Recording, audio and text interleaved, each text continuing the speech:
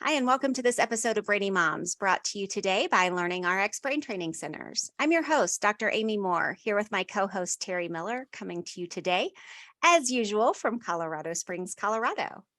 We're excited to introduce our guest today, Sarah Billingham. Sarah is a speech and language specialist teacher who runs Confident Kids, a unique early years service where she equips parents and caregivers with expert knowledge and practical tools they need to offer their little people the very best support they can.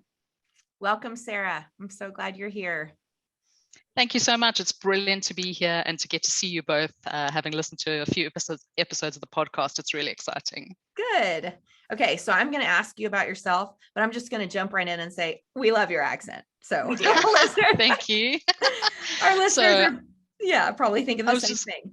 I was just going to say, I live in England, but I grew up in South Africa. So I'm the child of British parents, but I grew up in South Africa. So I have this kind of weird hybrid accent. All right. Well, yes. It's wonderful.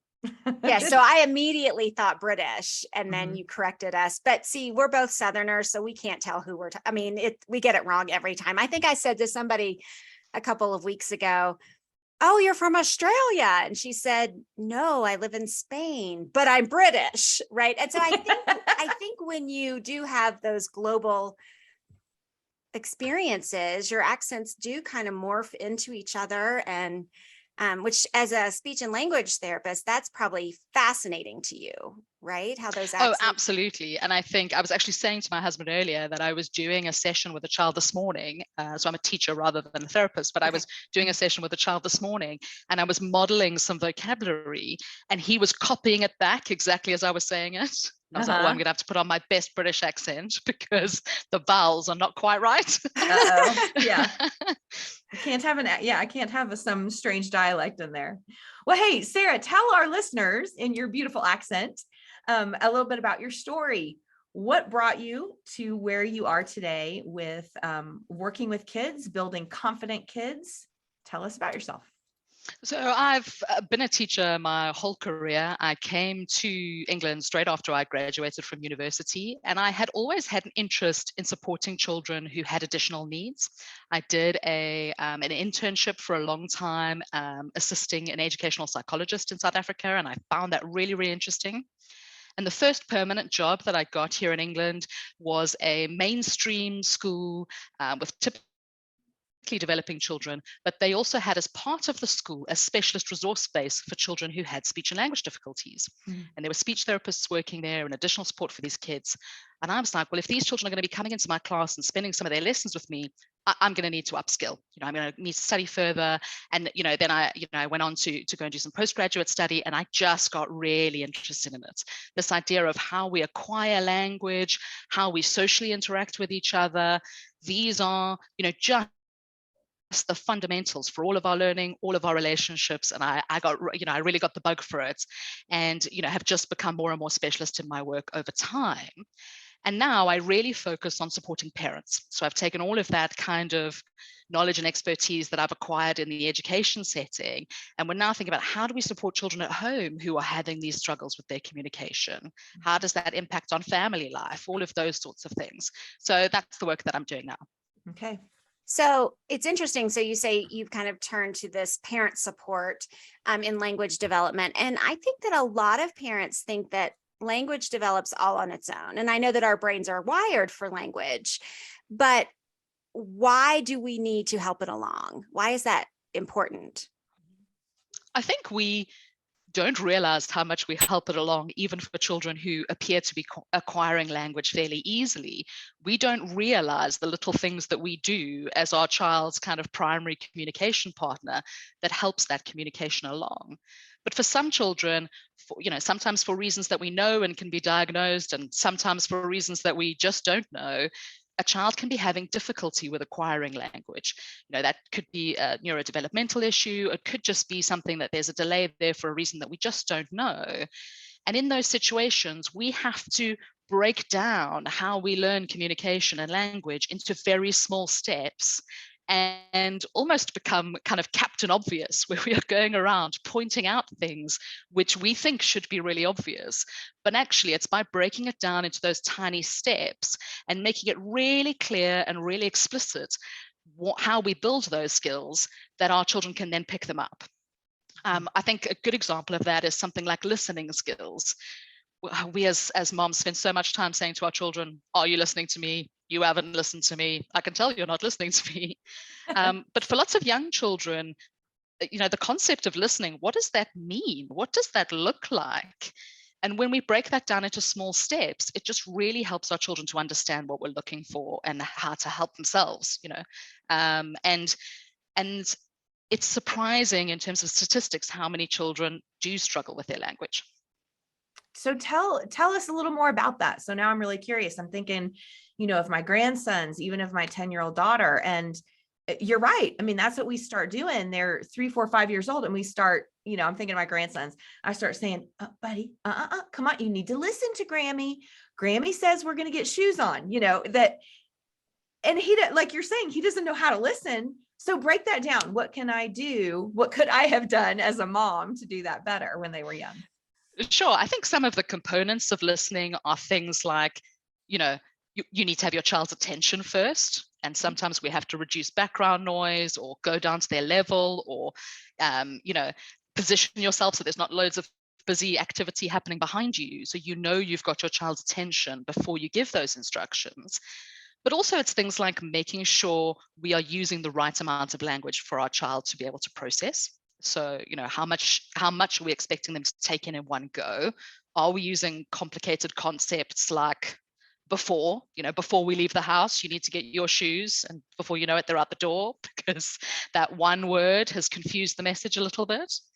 But it's also things like looking at the person who's talking. And of course, for some children with communication difficulties, that's really difficult. But that social element of looking at the person who's talking allows the person who's talking to know that you're listening to them. You give them little clues that you're listening. You nod your head, or it's things like that, those little steps that make a big difference. So it's things like being quiet so that you can listen to what somebody's saying, looking at them. Something I spend a lot of time talking about with my daughters is listening to all of the words. Wait until I've said all of the words, listen to all of it, and then we're ready to carry out whatever it is. I like that. So I was a teacher before I was a psychologist. And so I would say, what does listening look like?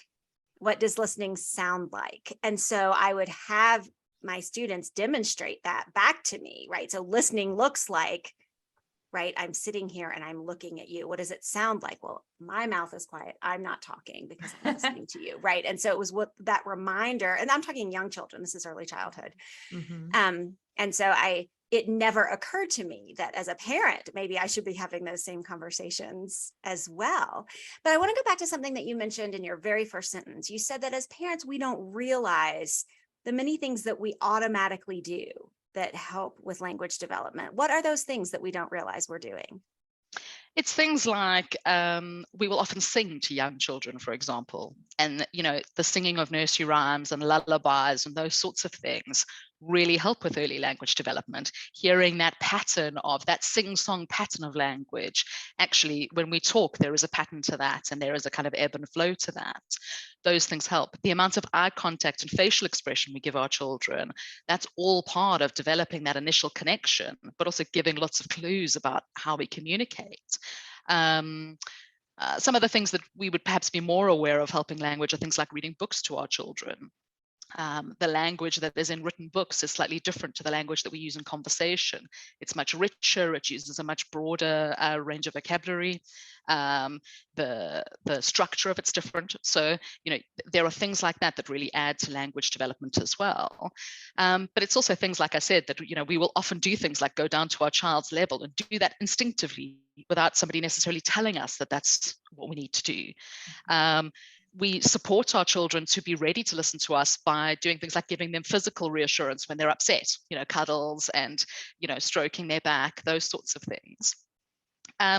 So, and also as parents, we are, I said this already to some extent, but we are very much our child's best communication partners because we know them better than anybody else. So one of the things we do without realizing it is we are constantly reading our children and anticipating what they need. And that really supports their communication because we're so tuned into what's happening for them. And for young children, the average 2-year-old, their speech is probably only intelligible 50% of the time, but most moms can understand more than 50% of what their 2-year-old is saying. So true. And so you are actually so much more tuned into your child than you realize. That's so funny. Yeah, we're like the translators. Your kids like get their little preschool or with a teacher and I don't know, a church activity or out in public, and your kid's like, and the mom knows what they're saying. Oh, she wants to sit in the grocery cart, We do things like we relate what somebody's talking about to an experience our child has had, and that bridges like a communication gap. So if somebody's talking about going to the grocery store and buying a cake, we'll chat about a time when they've had a cake. Or remember at your birthday, you had a chocolate cake. We're doing all sorts of things like that, which scaffold the language for our child and help them to understand what people are talking about. But a lot of the time we do it without realizing we're doing it. Yeah. Sure. How important is it for us to narrate our routines with our children? Really important. A number of reasons for that. Firstly, you're just maintaining that emotional connection all the time. So all of the time that you're communicating with your child, you are supporting the building of that attachment and that relationship, which within itself is very important. But also the more exposure we have to language, the more likely we are to pick it up. So for, if you're learning new words, for example, you need to hear those words quite a lot of times before you really attach meaning to them, particularly things that look different in different situations. So if we take the example of a car, you could have a little plastic toy car, you could have the car on the driveway, you could have a sticker in the shape of a car in a book, but all of those things are cars. So you have to hear that word a lot of times in a lot of different contexts to know exactly which thing that you're talking about. No, that isn't a color. No, that isn't a shape. It is this object, and that object can be represented in lots of different ways. So that narration of routine is very helpful for hearing a lot of language. But one thing to be mindful of is not so much the amount of language, but the complexity of the language that you're using when you're giving that narration model. Because we want the language that we're using to be at the level that our child understands. So we wouldn't necessarily be narrating our routine with the sorts of language that we would use in a professional presentation. Right. We're keeping that language nice and simple so that it's at that level that our child can just about reach. We're stretching them a little bit, but not too much. And that can be really helpful. Okay. Talk to me about warning signs or when to be concerned with your little one. So my youngest grandson, he is about 2.5. And it took us all kind of by surprise because he's the baby, we all babied him. We didn't think anything of it. We all do the talking for him. He's a doll. He's alert and responsive, but almost every sound that comes out of his mouth is dat, sort of like DAT. And he just kind of points at what he wants. He'll say dat. If he's happy about something, he'll go dat. It's all dat. He does say dada, and he says dog, kind of, but they all kind of sound like dat.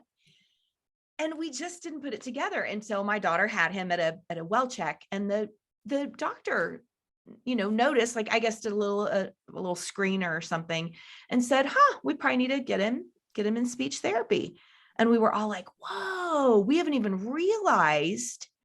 So what do we need to be aware of as parents? What are kind of some milestones? When do we need to be concerned? That's a really good question. And I think a lot of parents have an awareness of what the milestones are for physical development. We have a really good idea of when we should be expecting our child to sit or crawl or walk. Those are things that we often know well, but we are sometimes less aware of what those milestones are in communication. Often with milestones, people will focus on expressive language, so the use of language, and using talking as a measure for that, because I think it's easy for parents to relate to that in terms of how much your child is producing is an easy way to know whether their language is on track. Mm-hmm. Of course, language and communication is more complex than that, and we need to be thinking about understanding and other elements as well. But to talk specifically about, the amount of language that children are using, we would be expecting quite young babies to be making lots of babble, lots of little chatter to themselves, lots of sound exploration. And if your child is under a year and then they're quite quiet, then already that's something to kind of be taking note of. That, we would be expecting very, very young children to be making sounds, to be exploring what's called canonical babble, which is where you get like your mama, mama, dada, that kind of those strings of sounds together. And by the time a child is a year old, we would be expecting them to start using words between 12 and 18 months. And an 18-month-old should be using about 20 words. Wow. And when I say words, it could be attempts at words. So like the dat that you were talking about is often something a child will use alongside a point to represent that, for example. But even if it's something like ma for mama, to them, that's a word. So it doesn't have to be a perfectly formed word, but it's, attempts at 20 different things. And, by the time a child is 2, we expect them to be using about 50 words. But by the time they're 3, that really like explodes out to kind of 200 or 300 words. So, there are those little milestones. And I think it's very useful for people to go to, websites that have that. There's a brilliant website. I'll send you ladies the link for it so we can add it to the show notes. But there's a charity here in the UK called ICANN, which has a little tracker, and you can just pop in your child's age and it will ask you a few simple questions and it will let you know whether you're on track or whether actually it's worth going to have a chat with a professional about that. Okay. That sounds like really a wonderful resource. Yeah, it's brilliant. Yeah, you're right. I mean, we're so aware of, if your kid's not walking at a certain time or whatever, but again, we didn't notice. He's delightful. He's sweet. He's, he expresses himself. We know what he wants, but and often people are more likely to be concerned if their child is not a keen interactor, so that people tend to pick that up first. If their child is perhaps not giving lots of eye contact or not showing lots of interest in what's happening or those sorts of things. But for children who are quite communicative, it's easier to miss because, as I was saying about being so tuned into your child or a child in your family, is you're anticipating what they need without them needing to tell you. Yeah. And so in that sense, it's much easier to miss. I also think culturally, we tend to almost over reassure parents when they are concerned that their child has communication need. So people will say things like, oh, he's a boy. There's this kind of myth that, girls will have more language than boys. Like, oh, he's a boy, he'll catch up. Or, oh, it's early days, don't worry about it. And that's all intended to be reassuring and is very much coming from a loving place. But what that tends to encourage us to do is to kind of sit on it and wait and see how things pan out. But actually, with language skills, like with so many skills, the earlier we put the support in, the more effective it is. And supporting and boosting language development for very young children is often easily slotted into your usual routine without needing to necessarily have lots and lots of therapy hours or, lots of, added extras. There are ways that you can adapt your response, which will make a big difference in very young children. Okay. So could you talk about some of those ways? Yeah, absolutely. One of those things is very much about simplifying the amount of language that you're using. So once you may have seen a professional and they're chatting about the language level that your child is at, once you know where they're at, you can then simplify your language to that level. And that's so useful for, if your child is understanding what you're saying, they can learn from that and they can respond to that. So that's a really important element. And supporting that, sorry, Dr. Oh, no, you're still talking about that same. Yes, I was just going to say anything visual that we can add to that. So you'll see I'm somebody who can't stop talking with my hands. But all of the gestures that we add, the facial expression, the body language, we can be a little bit more over the top with that. And that can be really helpful too. Okay. What about when you say simplify, do you mean the complexity of the vocabulary words or the number of words that we use, or both? Both. Okay. Both. So very short phrases and sentences, very simple vocabulary. And you're not going to keep it at that level forever, but it's about matching your child where they're at and then building from that point. And the way that we build from that point is that we match what our child is giving us, and then we add one element to it. So if a child is pointing at things but isn't yet naming them, we would just simply give the label for that. So if your child's pointing to the milk, we would say milk. Whereas if they're saying milk, we would add another element to that. I want milk. And then you just keep layering that up just one step at a time, and a child can make quite quick progress when it's broken down. Okay. The same thing applies to play, matching what your child is doing in their play and then just adding one extra element. So if they are pushing the train around the train track, we might add in one extra thing, like putting a passenger on the train, or putting a tree on the line to stop the train. Just adding one extra element gives you that little bit of stretch, that little model to move things on. Whereas if your child's playing by pushing the train around the track, and you make some whole complicated scenario like, oh, the train's going really fast, they're going to the shops, quick, everybody, jump on board, choo-choo. Like that model is just too high. Too much. Yeah, that's good. Oh, That is great. That's fascinating. yeah. The other thing that makes a really big difference is thinking about communication being a 50-50 exchange. And what happens is, because we have a lot of language, and this is even more the case if a child is struggling with their language, it's actually exactly what I'm doing right now, is filling more than 50% of the airtime. So we chat and chat and chat and chat and chat, but we're not allowing our child that 50%. We're not giving them that space. And we really need to be mindful of that in our interactions with young children, that even if what they give us is silence, or they give us a really nice social smile, or some eye contact, or a little gesture, we have to allow space for that communication. And we can only do that if we use less language and then give some really nice pauses where we are being really receptive. So, we're giving them eye contact, we look warm and approachable, and giving them the opportunity to respond. Okay. For children who are struggling with their language, it can take up to 10 seconds to process what you've said. And if you say something to a child and count to 10, it feels like an age. Yes. An absolute age. Yeah. But they need that time to process and have the opportunity to respond to you. That is so insightful. It makes me think about, my little grandson, Fabian, that he's got two older brothers. Like, his language development, like I said, we didn't realize, but has been much slower than my first two grandsons. And I'm thinking about the fact that there is no silent space. There is, because he's got these brothers that, dote on him, that lead him around, that speak for him. If Mason's like, yeah, that's a truck, buddy, what color is it? Andre will say, it's red.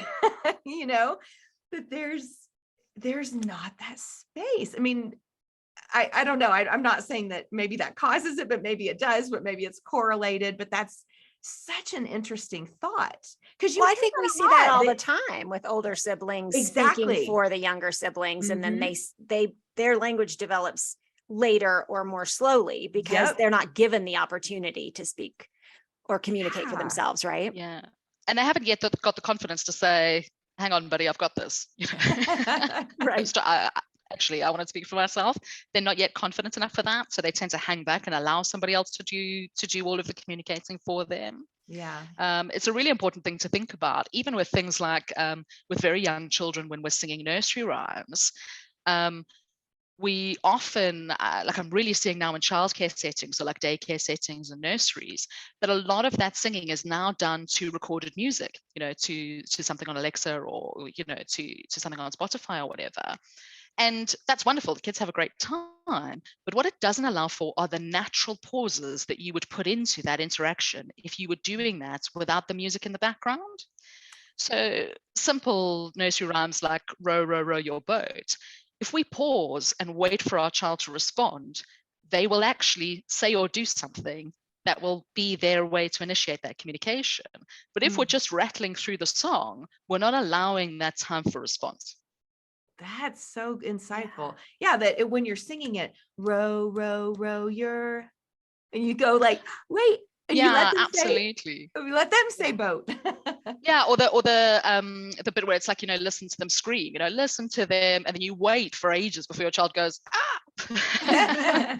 But if you just run through it, you're missing those opportunities for your child to actually contribute to the communication. Nice. So do you recommend for parents who have older children who are doing the communicating for the younger children to gently say, hey, let your brother answer? Yeah, absolutely. Absolutely. Particularly if it's something about where the question is very specific to what your younger child might want or need. If we're asking them what they want to eat or what they want to drink, even if we know that they always pick the same thing, create that space. And also you can create a situation where you are essentially coaching the elder sibling to create communication opportunities by, to just stick with this example of snacks, by, even if your child always picks the cookies, getting 2 things out of the cupboard and offering the choice. Bobby, would you like some cookies or would you like an apple? We know which one they're going to go for, but by creating that opportunity and then waiting for the response, that is, just engaging your child and starting to speak up for themselves, even if that response is by pointing. That is so good. Yeah, I'm thinking about, that I could absolutely, coach my older grandsons. We live fairly close, so we get to see them a lot, but could coach them on that. Yeah, thinking about, even little things like helping him know what that word is. Because I'm thinking about, if we've said, do you want, I don't know, do you want the cucumber or do you want the cheese? That Andre or one of them will pipe up, he wants cheese. He always wants cheese. Give him the cheese. You know what I mean? Mm-hmm. But instead it could be like, hey, let's create this opportunity. Do you want a cucumber or do you want cheese? And then I'm thinking Fabian will go, that. And then Mason or Andre could coach cheese, and like say it with a pause. Yes. With space. Yeah, and what's happening is you're then hearing the word cheese 3 or 4 times rather than just once as well, because at the point that, oh, you want the cheese, here's your cheese, let's get a bowl for your cheese, all of those things. You're kind of adding those layers of the modeling in. This is so good. Oh my gosh, I'm gonna take this back home. So then how much then do you push the young child to use the word cheese in this scenario? So as long as they have given you some communication, whether that's reaching for something, using eye gaze, so using their eye contact to show you which item they want, you accept that as being successful and just re-say the word. So you just keep modeling it for them, but you don't kind of hold it in a kind of standoff of, I'm going to hold this cheese until you say the word cheese. We're keeping it hostage. You're encouraging it by creating the opportunity, and then you just keep saying the word as often as possible. Okay. I think that's important to know, because then if we are using that in a hostage scenario, then we're gonna discourage the child, right? Because if they don't have the capacity yet, if they're still learning to articulate that word, right, then they're not going to want to even try if you're not going to reward them. So we want all of those communication attempts to be successful. So, we want them to feel successful. We want whatever level of communication they're giving you to be praised. So even if they're mispronouncing a word or they're, we just keep modeling back the correct one. And we don't, we wouldn't even sort of go, oh, it's not that, it's cheese. We would just go, yes, it's cheese. Just kind of keeping on giving that positive reinforcement of the word that we're looking for. Okay. Excellent. There's one more thing to think about if your child is struggling with language in terms of these little tips of things that can help. And that is trying to, I know I've just given you an example where you're asking your child a specific question, but thinking about play scenarios particularly is moving towards commenting rather than questioning. So what we tend to do when we're playing with young children is we ask them a lot of questions. So let's go back to my example of the trains. Our child's playing with a train on the train track, and we'll say something like, where are they going? Or do you want the red train or the blue train? So we immediately jump in with questioning. But for children who are struggling with their language, they can't use the question as a language model. So if we comment rather than questioning, we're offering them things they could use themselves. So by commenting like, oh, look, the train is on the track. It's going really quickly. So we're offering a model of language rather than testing our child to try and elicit language from them. And that's really important. I think we often don't realize as parents how much time we spend questioning our kids. That's really good. Yeah, because that's got to then I feel like that would just overwhelm their little brain trying to grasp it anyway. And then it makes it like anxious and I have to perform and I'm going to say the wrong word. And I mean, I don't know that they would think through all those things, but it seems like that would kind of be happening. Yeah, and it also demands a response. Whereas if you just keep offering a model, it's offering an invitation rather than that hostage situation of I now expect you to say something to me. You're just inviting them into communication and you're inviting them to comment on what they're playing with, but you're not demanding that communication from them. Okay. And also question words themselves, words like how, where, why. Those concepts linguistically are quite complicated and difficult to understand. So the child can be confused by the question. So that's interesting, because we typically think that we want to avoid asking yes, no questions because we want to encourage critical thinking skills. We want to encourage children to, really dig into the details of and be able to use their own words to explain what's happening in their world. But you're saying specifically for the child who is showing red flags, who appears to not be on track with speech and language development, that these are the techniques that we would then use to help build that and build those skills with them. Yeah, absolutely. And we're thinking about doing things in an order that's developmentally appropriate. So there's a brilliant model, which is called the Blanks model of questioning, which actually outlines different levels of questioning and kind of moving through from your simple level of questioning where you're just looking for information retrieval, like show me the dog and pointing to a dog, picture in a book or something like that, all the way through to your very high level questions like, how do you know that the character is feeling upset? And it's about knowing where to start with your questions and then building those up over time as your child's language develops, rather than jumping straight into those critical thinking questions. We absolutely want to get to that point, and we're absolutely aiming to get to that point, but we've got to go through all of the stages of the process to get there. And that's called the Blanks model. Yeah, Blanks model. Okay. I want to look that up. That's fascinating. Yeah. Well, I have a weird question that's popped into my head that may be maybe too complex, or maybe not. I don't know. So Amy, you could probably think this one through too, but I'm sitting here thinking about my own kids and the ones that were slower to speak or seemed to have some delays. And I was just kind of thinking through each one of them and thinking about my daughter, Eliza, had some delay. She was preemie, and so we kind of attributed it to that. But she was really slow to grasp language and to really begin communicating well. And, she had babbling sounds and whatever, but she just was a late talker. And ultimately, she doesn't love reading. I mean, she can read just fine. She did great in school because she worked really hard, but she didn't ever just read for fun like some of her siblings. She didn't love reading and she wasn't into it, and it just was kind of not great. And then one of my other kids, Canyon, she was probably my latest speaker. Well, second. But anyway, then one of my other kids, Canyon, was ridiculously early communication, like very early, speaking in complete sentences by the time he was like 18, 19 months old. We have videos of him. He's just like this little man. And also then became a voracious reader. I mean, like he's the kid that at 10, he'd be up half the night reading a book series and has always loved reading. And he learns by reading. It just fuels him. Are those things correlated? Are they malleable? They're certainly correlated. So there's a phrase that's used by an organization called Raising Awareness of Developmental Language Disorder, which is a condition that some children have. A surprisingly high number of children actually have developmental language disorder, 1 in 14 children. It's a very underdiagnosed condition, but it's actually surprisingly common. So in the average class of 25 to 30 children, about 2 children would have DLD. But they have a brilliant video describing DLD, and they talk about how literacy floats on a sea of language. And so if you haven't got those early language skills really robust and really strong, literacy skills are very difficult.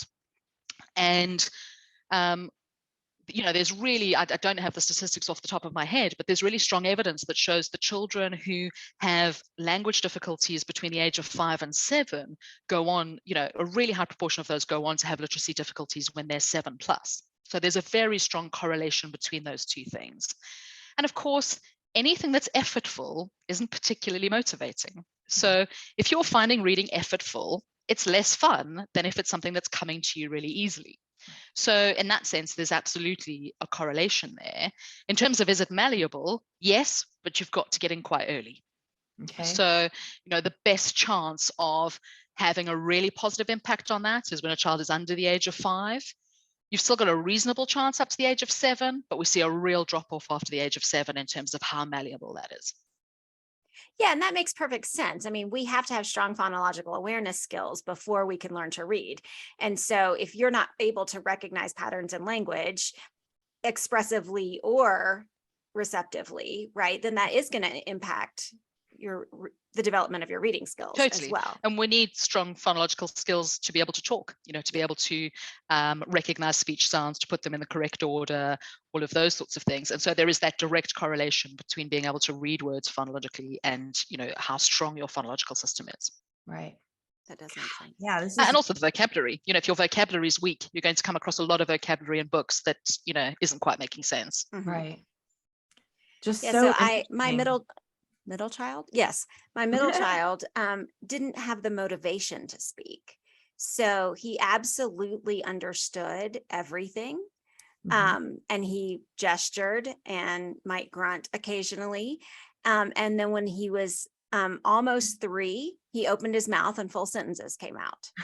And we attributed it to multiple things. One, that his older brother talked so much that there was no space for him to speak. There was no place for conversation because his older brother dominated everything. The ADHD child that ran laps around the house, took all of the attention and all of the verbal space. But now he doesn't read. Right. My child who spoke in full sentences, all at once, never became a reader, just got through school just fine, but doesn't read a magazine, doesn't read a book. Yeah. And I think if our children are doing well at school or they're doing well with their language, you don't necessarily need to be overly concerned about how much they're enjoying reading. But if it's something that they're struggling with, then we need to, perhaps pay a little bit more attention to it. And I think that there are things that we can do to supplement that, like audiobooks, for example, where you're still having that rich exposure to language, but the child is not necessarily having that effortful decoding experience of having to decode each of the words. And also, I think we have a tendency to stop reading to our children aloud quite young. And our children can go on to enjoy that for quite a long time, even if the book that they are reading and the book that you're doing shared reading with can be 2 completely different books. But there's something really enjoyable about that shared reading experience. And I would really encourage parents to keep that going for quite a long time. It's great for, emotional connection as well, but it just helps to kind of keep exposing children to language. And your child is more likely in a shared reading experience to flag up if they haven't understood something, or you might notice they haven't understood something, and you can then talk about and learn that vocabulary. Whereas when they're reading on their own, that's more likely to be missed. Yeah. Good point. I think there's so much. Yeah, we often expect children to read to us because they're learning to read, but keeping on reading with our kids is great. Yeah. I think there's so much intentionality I'm hearing you talk about that I can remember, with my kids. And I'm, just thinking about patterns that unfolded. Amy, like you were talking about ADHD big brother running circles around the house. You talk. That, I'm thinking Eliza was at that time, she was the baby, 3 years younger than her sister. And so when Eliza was 2 and 3, Autumn and Caleb were 5 and 6, or, 5, 6, 6, 7, you know what I mean? So that we were spending a lot of time reading and working with them on phonics and reading and all that. Well, Eliza went to bed earlier. She wasn't being exposed to that. And you'd get a little strung out as a parent. I don't know, I probably didn't read to her as much as I probably should have, and was definitely not as intentional with language because, like you said, Amy, her siblings spoke for her. Now, Canyon had a lot of older siblings, but he had Ian really, really close. And we were reading with Ian. Ian's only 15 months older. We were reading with Ian, being intentional, and Canyon was being exposed to that before we would have been intentional about reading to him. He was getting it. Same correlation. I'm thinking about Serene and Nakota. Serene is just older. She kind of got lost in the middle. She didn't get a lot of intentional reading time. She's not a big reader. Her next younger sibling, Nakota, did get exposure. What we were giving to her he got that exposure much younger than we would have. And he's a voracious reader. Like, oh my goodness, if I could have known then what I'm hearing from you now, like if we can be a little more intentional, 10 minutes a day in those conversations. Wow. Absolutely. It is that intentionality that makes the biggest difference. So it's that approach. We're not necessarily trying to carve out an extra hour in your day to do some intensive sit down and go through these steps. It's just thinking about in the moments when we are communicating with our children, being quite intentional and considered in the way that we're doing that, and really reading from them their response to that. And I often talk to parents about how little and often has the biggest impact. So it is that 5 or 10 minutes here or there. You don't need to think, actually, I need to drop a day of work so I can spend 3 hours straight really immersing myself in play. It actually is those little 5 or 10 minute snatches. That's where the magic happens. And it's being intentional in those 5 or 10 minutes that makes a huge difference. And of course, in families where there are multiple children, making good use of your older children. So I mentioned before we started recording that my elder daughter is 5 years older than my younger daughter. She has read to her younger sister a lot. So sweet. Actually, while I'm boiling this pasta, would you just read Alice some stories? Yeah. And it's creating those opportunities where it isn't always dependent on you to do it. That can be really helpful. And having free access to books all the time, having those books that you're not too worried if they get a little bit battered, but they're just available, in your living room whenever somebody wants to have a look at a book. I always have a few books in the car or in my handbag. You can tell I'm a teacher, a little bit book obsessed, but it's just having those things with you. So when you do land up sitting at the doctor's office for 5 minutes, actually, we're stuck here for 5 minutes. Let's use this 5 minutes intentionally. Yes, So I good. love that. And I'm the same way. Like my philosophy is I never say no to books or Jesus. And so like if my children want money for books or anything related to Jesus, you may have that money. And so my older kids are still on my Amazon account and they can order books anytime they want, even though they're adults. I will pay for those books. That's so great. And so we created a culture in our house that absolutely. But in terms of bringing those two things together, when I was saying about, carry on reading to your children for a long time, all the way until I finished high school, every morning when I was getting ready for school, my mom would read to me from the Bible. Like there was no escaping her reading from the Bible. But, I would be eating my breakfast or getting dressed or whatever, and she was there, it sounds terrible. It wasn't. It was really enjoyable. But my point is that there are these little opportunities that we don't think of that actually there's a 5 minutes there that we could be, she obviously had the luxury that, she obviously wasn't in a huge rush at that time or whatever. But I remember getting up really early in the morning and there always being that, this is a shared time and we'll read together. And I think that, that is really helpful. Yeah, absolutely. So we need to take a break, let Teri read a word from our sponsor, and then we come back. We want to know how listeners can connect with you and your resources when we come back. Fabulous. Are you concerned about your child's reading or spelling performance? Are you worried your child's reading curriculum isn't thorough enough? Well, most learning struggles aren't the results of poor curriculum or instruction.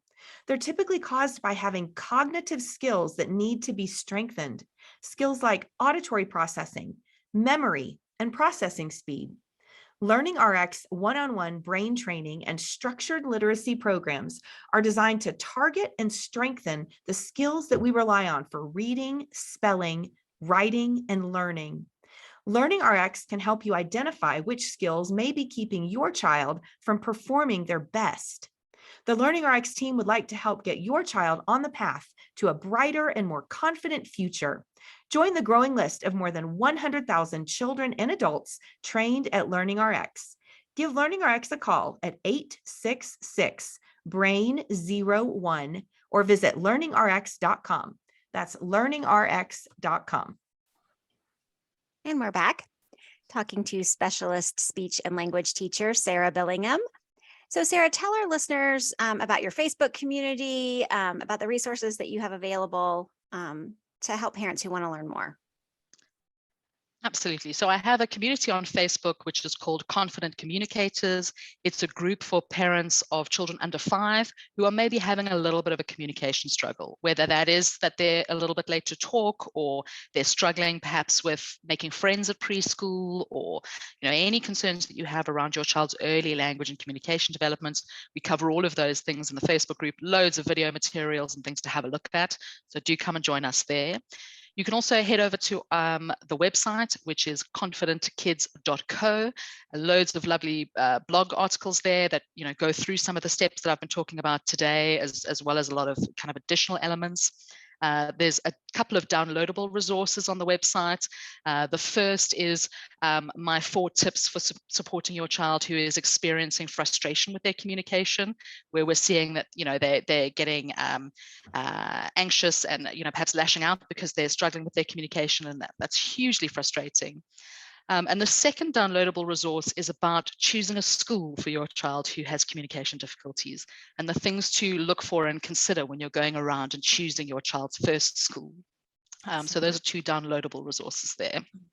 And just to mention, although I'm based in the UK, I offer a lot of online services in the form of parent coaching, and I have a group program that's all about developing self-regulation and emotional literacy skills in children who have language and communication difficulties.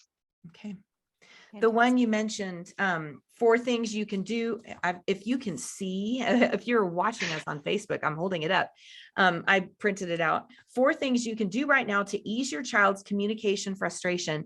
Well, I went through this, and I want our listeners to know it's really interesting because I printed out like, oh, this is great. I'm going to, dig into this for helping Fabian, my little 2.5-year-old grandson. And right away, I'm like, oh, this is what I want to tape up on my wall in my room to look at every day to help my 10-year-old daughter, because I've never thought about it. She definitely has communication struggles, but she was adopted. And so I don't know how her language development happened when she was little. We know she had some significant developmental delays when she joined our family at 4. And a fetal alcohol spectrum disorder diagnosis, and she just has some struggles, and she's an incredible, miraculous overcomer. But if I could hold on to these tips and get them in my head, okay, I'm just going to go over them real briefly, and then I want you to jump on a couple of them and tell us more, but I'll just read them real quick. Frustration buster number 1, reduce your language. Yikes, I'm guilty of this. Number 2, I'm so guilty of this. Frustration buster number 2, make things predictable.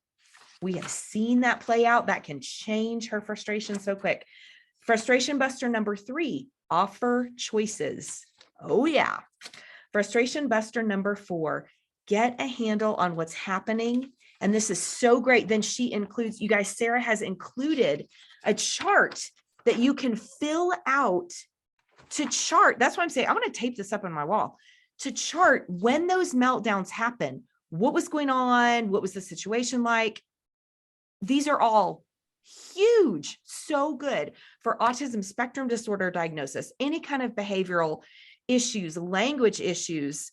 So listeners, go get this thing, download it. It's really good. So much of behavior comes from that root of communication, that either we're struggling because we can't communicate how we feel, or we don't have the language to describe how we feel, or we don't understand what's happening around us.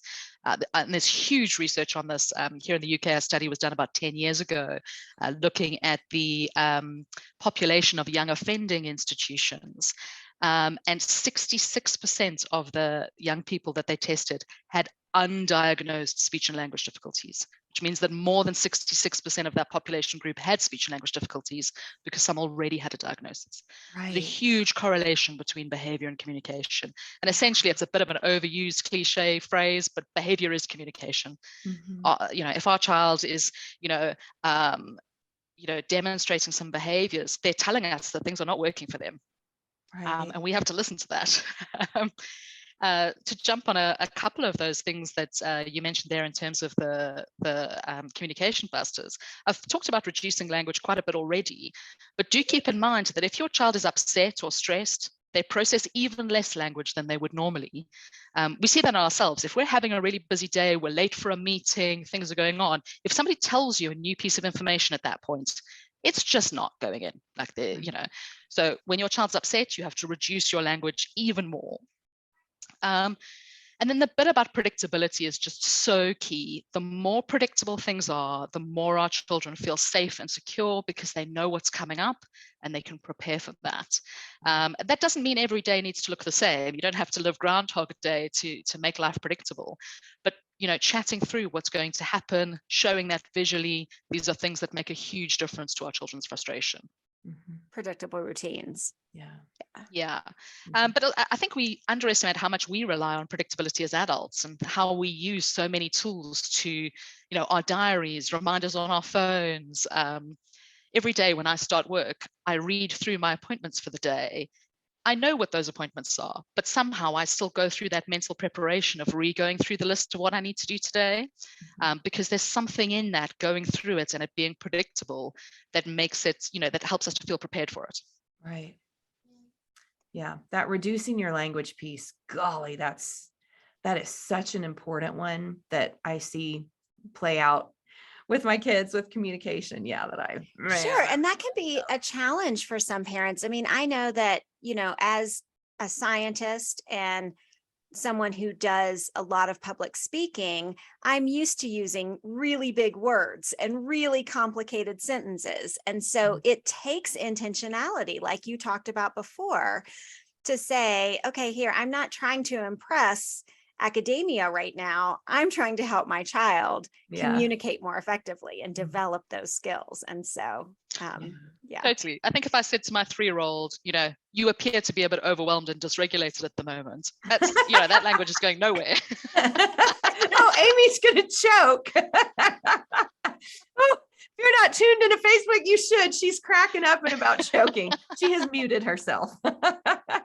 Yeah, but that is so true. Honey, you're so dysregulated right now. No, it would be something more like, let's calm down.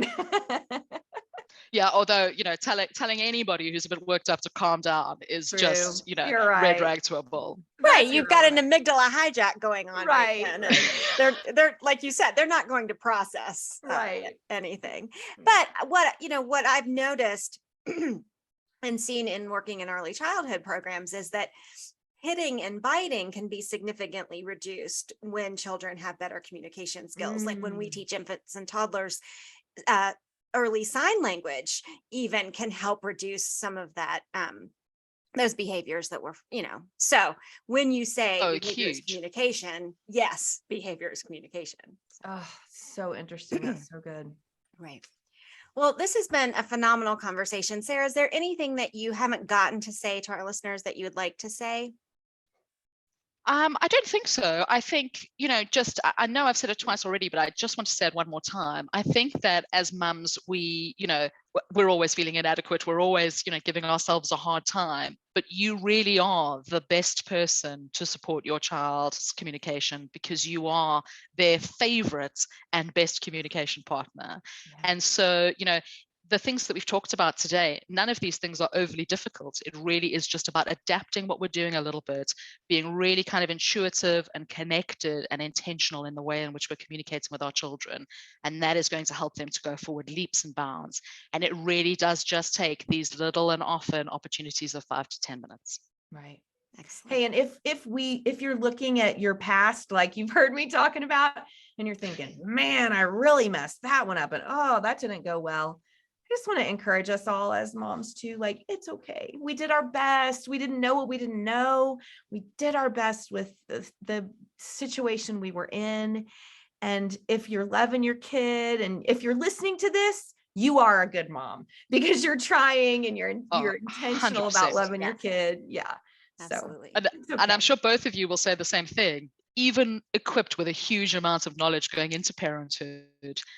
I still fell into, all of the traps, made all of the mistakes because living it and managing everything is incredibly difficult. So you're absolutely right. None of this is intended to get anybody feeling, getting that I could have, I should have, not at all. Right. We're just thinking about what can we do now that will be helpful. Yeah. Right. I mean, we have this podcast to equip people, not to tell them they're not doing it right. Right. And if you've got older kids that you feel like you messed it up with, and they're really struggling with reading and language and whatever still, hey, there are things that can help that, like our sponsor, Learning RX.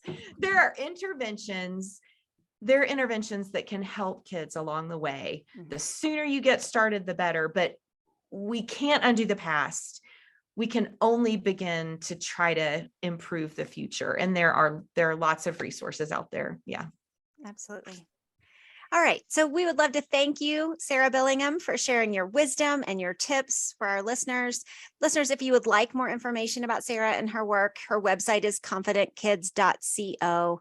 You can visit her on Facebook at confidentkids.co, and that the name of the community is Confident Communicators. Confident Communicators. Confident Communicators. And we'll put those links and her handles in the show notes. So thank you so much for listening today. Thank you so much. It was such a pleasure to meet both of you. Good. It was our pleasure, Sarah. Yes. Listeners, if you liked our show, we would love it if you would leave us a 5-star rating and review on Apple Podcasts. If you would rather watch us and see me choke on my coffee, you can visit us on YouTube. And you can find us on every social media platform at the Brainy Moms. So look, until next time, we know that you're busy moms and we're busy moms. So we're out. See ya.